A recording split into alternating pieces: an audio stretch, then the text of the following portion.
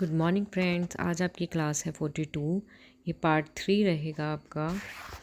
हमारा टॉपिक रहेगा शैक्षिक मापन एवं मूल्यांकन, जिसमें हमने मापन के बारे में पहले पढ़ चुका था 40 क्लास में। 41 क्लास में हमने मूल्यांकन के बारे में पढ़ा था, लेकिन मूल्यांकन के बारे में आपके कुछ टॉपिक्स, कुछ हेडिंग इसके अंदर रह गई थी, जिसको हम आज डिस्कस करेंगे। जो इम्पोर्टेंट है इसके टाइप्स वगैरह। ओके, ये हमारा सब्जेक्ट है शिक्षण कौशल। इसका सेकेंड लास्ट ये हमारा टॉपिक है मूल्यांकन, और ये आपका ऑल टीचिंग एग्ज़ाम के लिए है। सुपर टेट 2024 आपका ये है, ठीक है। और ये पार्ट 3 है आपका। इसके पार्ट 1 और 2 दो हो चुके हैं। जिसको भी मूल्यांकन के बारे में नॉलेज चाहिए या कुछ भी जानकारी प्राप्त करनी है मापन या मूल्यांकन के बारे में, वो पहली वाली वीडियो के अंदर है। आगे हम बस आज इसको कंप्लीट करा देंगे मूल्यांकन को, ठीक है।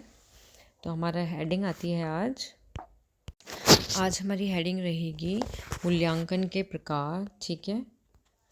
मूल्यांकन के प्रकार जिसको हम टाइप ऑफ इवैल्यूएशन भी बोलते हैं।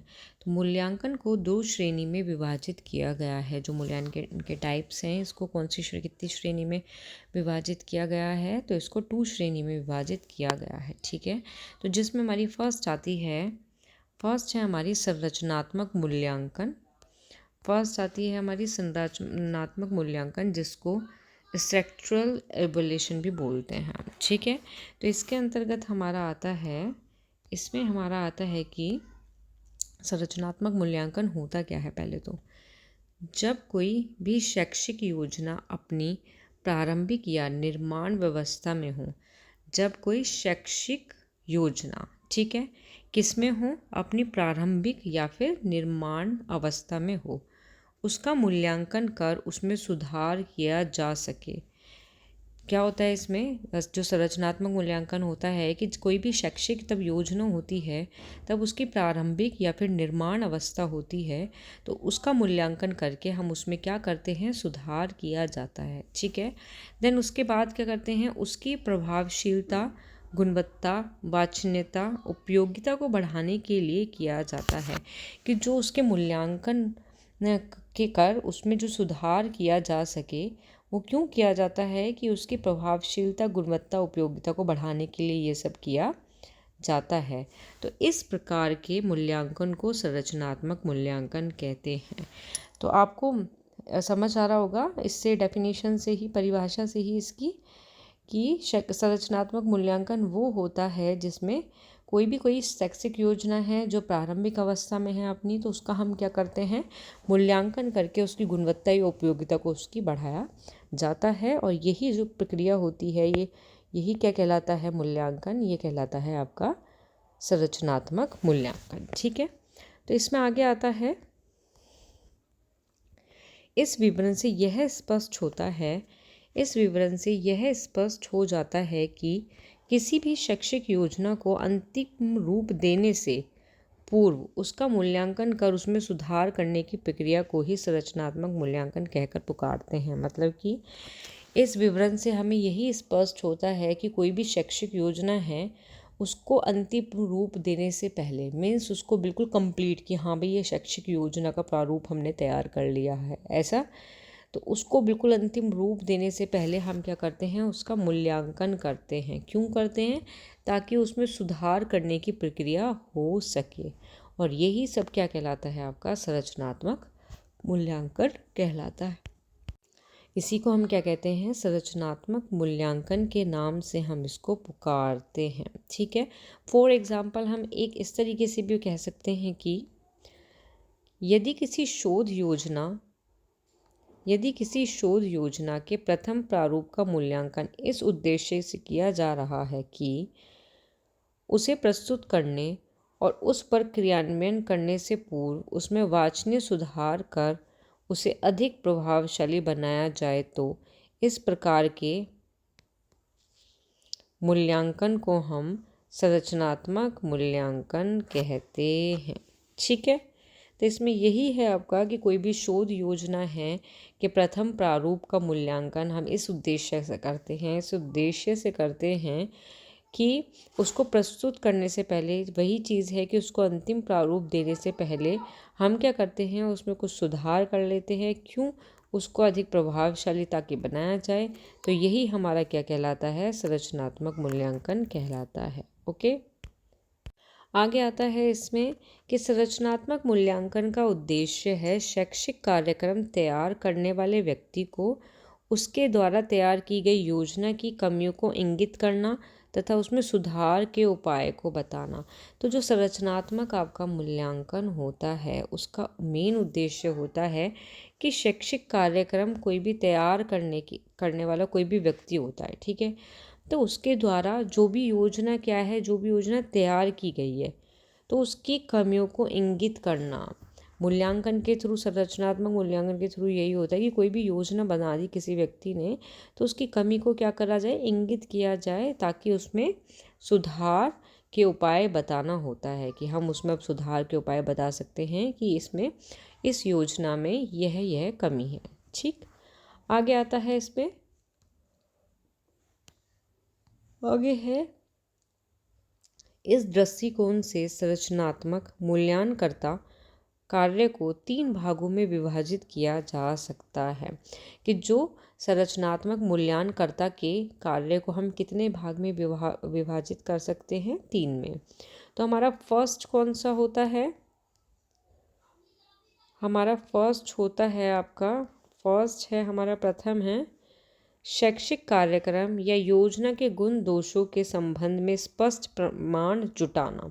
ठीक है, सबसे पहला हमारा भाग कौन सा होता है कि योजना के क्या करना है, गुण दोष के संबंध में हमें क्या करने हैं, स्पष्ट प्रमाण जुटाने हैं। ओके, सेकंड आता है हमारा, इन प्रमाणों के आधार पर कार्यक्रम की कमी को सामने रखना।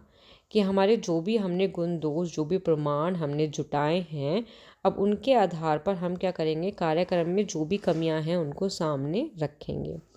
देन हमारा फिर उसके बाद थर्ड पॉइंट आता है कि इन कमियों को दूर करके कार्यक्रम को अधिक प्रभावशाली रूप देने के लिए सुझाव प्रस्तुत करना। कि थर्ड में आता है कि ये जो कमी है इनको दूर करके जो हमारा कार्यक्रम है उसको अधिक हमें क्या बनाना है, प्रभावशाली बनाना है या प्रभावकारी बनाना है, के रूप देने के सुझाव प्रस्तुत करना है। तो ये आपका होता है संरचनात्मक मूल्यांकन। It this clear. नेक्स्ट आपका आगे इसमें आता है सेकेंड, योगात्मक मूल्यांकन। ये टाइप्स चल रहे हैं इसके, ठीक है। तो सेकेंड आता है हमारा योगात्मक मूल्यांकन, जिसको हम सम्मेटिव एवल्यूशन भी बोलते हैं। ओके, तो ये क्या होता है हमारा योगात्मक मूल्यांकन, क्या होता है हमारा, ये होता है हमारा किसी शैक्षिक कार्यक्रम को अंतिम रूप देने को, उसे चालू करने देने के पश्चात उसकी समानता को ज्ञात करने के लिए किया गया मूल्यांकन योगात्मक मूल्यांकन कहलाता है।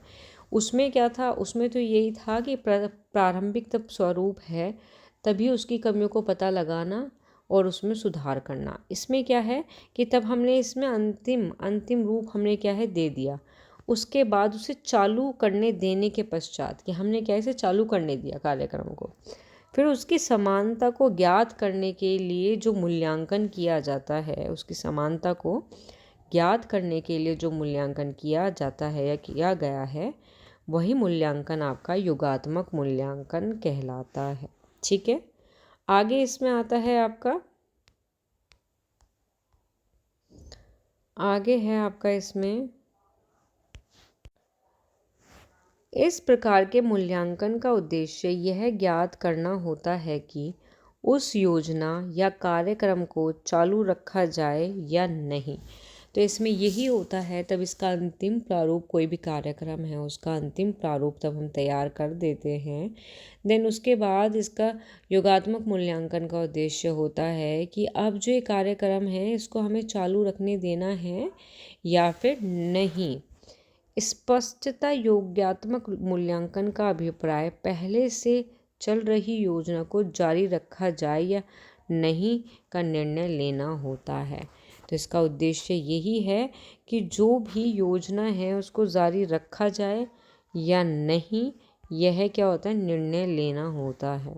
किसके अंदर, योगात्मक मूल्यांकन के अंदर। ठीक, आगे इसमें आता है कि इसके अतिरिक्त अनेक वैकल्पिक कार्यक्रमों में से किसको जारी रखा जाए और किसको छोड़ दिया जाए, इस उद्देश्य की प्राप्ति योगात्मक मूल्यांकन के द्वारा की जाती है। तो वही चीज़ रिपीटेड है यहाँ पे कि वैकल्पिक कार्यक्रम से ही इसको जारी रखा जाए या छोड़ दिया जाए, इस उद्देश्य की क्या होती है, प्राप्ति होती है। और ये सब किसके अंदर आता है, योगात्मक मूल्यांकन के अंदर आता है आपका। ठीक है, अब इसका एक एग्जाम्पल है, एग्जाम्पल में देखना आप। एग्जाम्पल में है, उदाहरण में आता है, यदि एक अध्यापक को अपने छात्रों को किसी विषय के लिए कोई पुस्तक बतानी है, वह उस विषय पर उपलब्ध अनेक पुस्तकों में से मूल्यांकन कर कोई एक पुस्तक उन्हें बताता है, तो शिक्षक का यह मूल्यांकन योगात्मक मूल्यांकन कहलाता है। तो फॉर एग्जांपल आपका यही है कि यदि कोई टीचर है, वो कोई भी सब्जेक्ट की अगर पुस्तक किसी छात्र के लिए बतानी है, कि मान लो एसएसटी सब्जेक्ट ही है, कि बतानी है बच्चों को कि भाई एसएसटी की आपको बुक लेनी है, तो बहुत सारे राइटर की बुक होती हैं। अगर हम 5th क्लास उसकी 10th क्लास की बात करें या 5th 8th क्लास की बात करें, हम किसी की भी करें, तो उसमें यही है कि एक सब्जेक्ट के बहुत सारे राइटर की बुक्स होती हैं। तो तब क्या होता है, तो तब इसमें क्या होता है, तो अनेक पुस्तकों में से मूल्यांकन करके टीचर क्या होता है, कोई भी एक पुस्तक उन्हें बताता है कि आपको ये वाली पुस्तक खरीदनी है। तो शिक्षक द्वारा जो ये मूल्यांकन होता है ना, ये बुक्स का ही कितनी सारी में से वन सेलेक्ट करके बच्चे को बताना, तो यही आपका योगात्मक मूल्यांकन के अंतर्गत आता है। क्लियर हुआ आपको एग्जाम्पल से कि योगात्मक मूल्यांकन होता क्या है। आगे है, इसमें आगे आता है, इस विवरण से यह स्पष्ट हो जाता है कि योगात्मक मूल्यांकन द्वारा अनेक विकल्पों में से सर्वोत्तम चयन करने की प्रक्रिया है। तो इन सारे विकल्प से हमें यही स्पष्ट हो जाता है कि जो योगात्मक जो मूल्यांकन है, इसके द्वारा हम क्या कर सकते हैं, सर्वोत्तम चयन कर सकते हैं। परंतु इस सर्वोत्तम का चयन विकल्पों के गुण दोष मूल्यांकन के आधार पर किया जाता है। हम सर्वोत्तम का चयन तो कर लेंगे विकल्प का, लेकिन जो उसका चयन है वो किसके आधार पर किया जा रहा है, ये भी पता होना चाहिए। तो ये उसके गुण दोष के मूल्यांकन के आधार पर किया जाता है। ठीक है, हुआ क्लियर आपको मूल्यांकन के टाइप, संरचनात्मक और योगात्मक मूल्यांकन। अब आगे आता है आपका नेक्स्ट हेडिंग।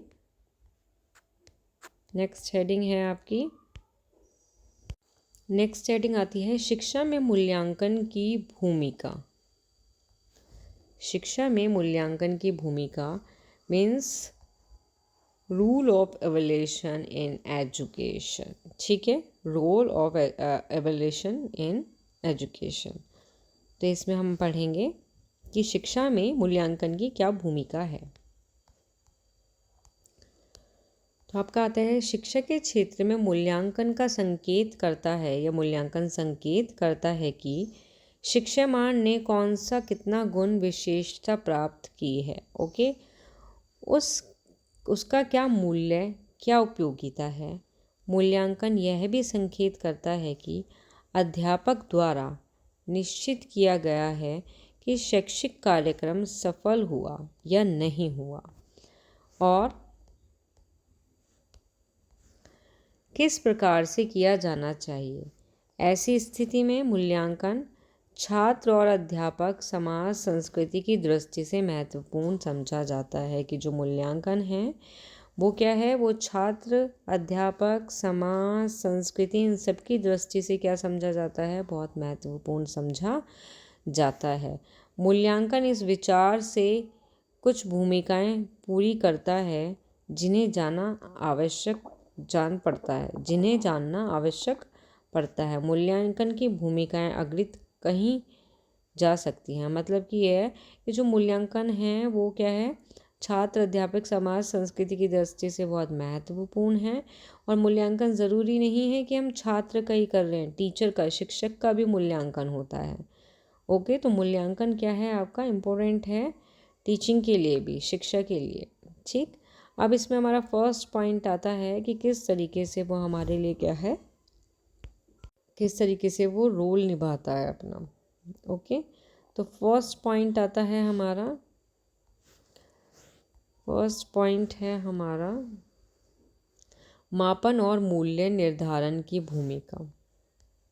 मतलब इसका तात्पर्य है कि मूल्यांकन के द्वारा हमें यह ज्ञात होता है कि किस छात्र में कौन सा गुण किस रूप में और कितनी मात्रा में विद्यमान है। ओके, तो जो मूल्यांकन है इसके द्वारा, निर्धारण का मतलब यही है यहाँ कि मूल्यांकन के द्वारा हम पता लगा सकते हैं कि छात्र में कौन सा गुण कितना है उसके अंदर। ओके, फॉर एग्जाम्पल के लिए है आपका कि उदाहरण के लिए है, किसी छात्र में बौद्धिक, नैतिक, सामाजिक आदि गुण कितना है, इसकी जानकारी मूल्यांकन की विविध प्रविधियों से होती है। किस दिशा की ओर झुकाव अधिक है, किस दिशा की ओर झुकाव कम है, यह भी मूल्यांकन के द्वारा ही पता लगता है। ओके, तो मापन और मूल्य निर्धारण में भूमिका किस तरीके से है कि छात्र के इसमें में गुण का पता लगता है कि उसमें कितनी मात्रा विद्यमान है, कितने गुण विद्यमान हैं, और किस दिशा की ओर उसका झुकाव अधिक है, किस दिशा की ओर झुकाव उसका कम है। ठीक है, नेक्स्ट इसमें आपका सेकंड पॉइंट आता है, सेकंड पॉइंट है आपका इसमें, सेकंड है प्रगति और सुधार संबंधी प्रवेश की भूमिकाएं। तो इसमें क्या होता है कि मूल्यांकन की प्रविधियों के प्रयोग से हम यह ज्ञात होता है कि जो मूल्यांकन की प्रविधि हैं उनके प्रयोग से हमें यह ज्ञात होता है कि छात्र की क्या प्रगति है, कि जो छात्र है उसकी क्या प्रगति है। ठीक है, यदि प्रगति नहीं होती है तो उसमें सुधार करने के लिए प्रयत्न होता है। तो इसमें यही है कि इस मूल्यांकन की प्रविधियों के प्रयोग से हमें यही ज्ञात होता है कि छात्र की क्या प्रगति हो रही है, अगर नहीं हो रही है तो उसमें सुधार करने के लिए हमें प्रयत्न होता है या हम प्रयत्न करते हैं। ठीक है, आगे आता है इसमें तुलनात्मक अध्ययन के द्वारा छात्र को प्रगति करने की प्रेरणा भी मूल्यांकन की सहायता से दी जा सकती है। कि जो तुलनात्मक अध्ययन होता है, तुलनात्मक अध्ययन के द्वारा ही हम क्या कर सकते हैं, छात्र की को प्रगति करने की जो प्रेरणा होती है उसके मूल्यांकन की सहायता से दी जा सकती है। ठीक, आगे इसमें आता है कि भूमिका को प्राप्त करने के लिए राइट स्टोन के विचार अनुसार, आपके भूमिका को प्राप्त करने के लिए किसके अनुसार, राइट स्टोन के अनुसार या विचार अनुसार उसके क्या होता है आपका, मूल्यांकन को शिक्षा के प्रयोजन के अनुकूल होना चाहिए। कि जो मूल्यांकन है उसको किसके अनुकूल होना चाहिए, शिक्षा के प्रयोजन के अनुकूल होना चाहिए। मूल्यांकन का प्रोग्राम व्यापक होना चाहिए, जो मूल्यांकन का प्रोग्राम वो कैसा होना चाहिए, व्यापक होना चाहिए। शिक्षा के विभिन्न उद्देश्यों को प्राप्त करने के लिए होना चाहिए। विभिन्न प्रविधियों का प्रयोग करना चाहिए, कि शिक्षा के विभिन्न उद्देश्यों को प्राप्त करने के लिए किसका यूज़ करना चाहिए, विभिन्न प्रविधियों का यूज़ करना चाहिए। और विभिन्न तरीके से बहुत से शास्त्रों को संग्रह करना चाहिए। ये किसके अनुसार था आपका, ये था आपका राइट स्टोन के विचार के अनुसार। ओके, नेक्स्ट इसमें आगे आपकी हेडिंग आती है, थर्ड हेडिंग है इसमें, थर्ड हेडिंग में आता है आपका निदान और पूर्व कथनात्मक भूमिका। ठीक, तो इसमें क्या है आपका, विभिन्न प्रविधियों के प्रयोग से, जो विभिन्न प्रविधियाँ होती हैं उनके प्रयोग से अध्यापक को छात्र के बारे में पर्याप्त जानकारी होती है। कि जो टीचर है उसको छात्र के बारे में क्या हो जाती है, जानकारी हो जाती है कि छात्र में कितने गुण हैं, क्या विशेषता हैं, क्या नहीं है। छात्र की अच्छाई और बुराइयों का ज्ञान होता है कि टीचर को पता लग जाता है कि छात्र में कितनी अच्छाई है और कितनी बुराई है। किसके द्वारा पता लगता है? विभिन्न प्रविधियों के माध्यम से। जो भी कमी या दोष छात्र में मिलते हैं उनके कारणों को मालूम करना मूल्यांकन की भूमिका होती है। कि छात्र के अंदर जो भी कमी है, जो भी दोष हैं, उन सब के कारण को क्या किया जाता है? मालूम करना होता है। और जो उसमें भूमिका कौन निभाता है? मूल्यांकन। कि जो छात्र है उसमें कमी दोष है, उसके कारण को मालूम करो। मालूम करेंगे तभी तो सॉल्यूशन निकलेगा उसका। तो मालूम कौन करेगा? टीचर करेगा। तो उसमें किसकी भूमिका होती है? मूल्यांकन की। आगे आता है इसमें, इस प्रकार से मूल्यांकन शिक्षा के क्षेत्र में निदानात्मक भूमिका पूरी करता है। इस प्रकार से जो मूल्यांकन होता है वो शिक्षा के क्षेत्र में निदानात्मक भूमिका पूरी करता है। ओके। जो भी जानकारी छात्र के संबंध में उसकी योग्यता, क्षमता आदि के बारे में होती है, उसी के आधार पर उसके भविष्य को भी बताया जा सकता है। तो इसमें ये भी है कि छात्र के संबंध में या उनकी योग्यता या क्षमता के बारे में जो भी जानकारी टीचर को होती है, अध्यापक को होती है, वो उसके आधार पर उसके भविष्य को बता सकता है कि हाँ, इसका भविष्य कैसा होगा। आगे है इसमें, जहाँ मूल्यांकन की पूर्व कथनात्मक भूमिका पाई जाती है, इसके उदाहरण में यह कहा जा सकता है कि यदि कोई छात्र मूल्यांकन के फलस्वरूप गणित विषय में बहुत निम्न स्थान रखता है तो उसके निम्न स्थान रखने के कारण को भी मूल्यांकन के द्वारा मालूम कर सकते हैं। तो इसमें यही है कि निदानात्मक में यही है आपका कि छात्र का तब हम मूल्यांकन करेंगे गणित के विषय में, तो अगर हमें पता लग गया कि ये बहुत कमज़ोर है इसके अंदर, ठीक है, कमज़ोर क्यों है उसके कारण का हम पता कर सकते हैं किसके थ्रू? मूल्यांकन के थ्रू। ओके। तो इसमें फिर नेक्स्ट हेडिंग आती है आपकी, थर्ड थी, नेक्स्ट फोर्थ हेडिंग आती है उपचारात्मक। अभी तो हमने निदान का मतलब होता है पता करना, जो भी कमी है, दोष है, उन सभी के बारे में क्या पता करना। देन उसके बाद नेक्स्ट हेडिंग है आपकी उपचारात्मक भूमिका। क्या है आपकी नेक्स्ट हेडिंग? उपचारात्मक भूमिका। ठीक। इसमें क्या होता है कि मूल्यांकन के द्वारा निदान का ज्ञान होता है, कि जो निदान है उसका क्या होगा? ज्ञान होगा। उसके आधार पर उपचार को भी व्यवस्था की जाएगी। उसके बाद ही क्या की जाएगी? उसके आधार पर ही हम उपचार की क्या करेंगे? व्यवस्था करेंगे। फॉर एग्जाम्पल के थ्रू आपको हम इसमें समझाते हैं कि एग्जाम्पल के थ्रू आपको बताते हैं। उदाहरण के लिए क्या होता है इसमें? छात्र की सफलता के कारण को जानकर उन साधनों का प्रयोग किया जाता है जिससे वे शिक्षा में सफल हो सके। ठीक है। छात्र की सफलता के कारण को हम क्या करते हैं? जान लेते हैं कि हाँ भाई, इसको ये साधन, हम इसकी सफलता का ये कारण है, छात्र की सफलता का ये कारण है कि ये छात्र इस तरीके से सफल हो सकता है। तो हम क्या करेंगे? उन साधनों का ही हम प्रयोग करेंगे जिससे वह शिक्षा में सफल हो सके। आगे आता है इसमें, इसके लिए विभिन्न मूल्यांकन प्रविधियों की सहायता भी ली जा सकती है। तो हमें क्या करना है? हम अध्यापकों को क्या होता है कि इसके लिए विभिन्न प्रविधियों की सहायता भी ली जा सकती है। फॉर एग्जाम्पल इसमें आपका कि एक विद्यार्थी हिंदी भाषा में लगातार असफल होता है, उसे किसी अन्य भाषा का परीक्षण देकर उसकी सफलता जानी जा सकती है। ठीक है।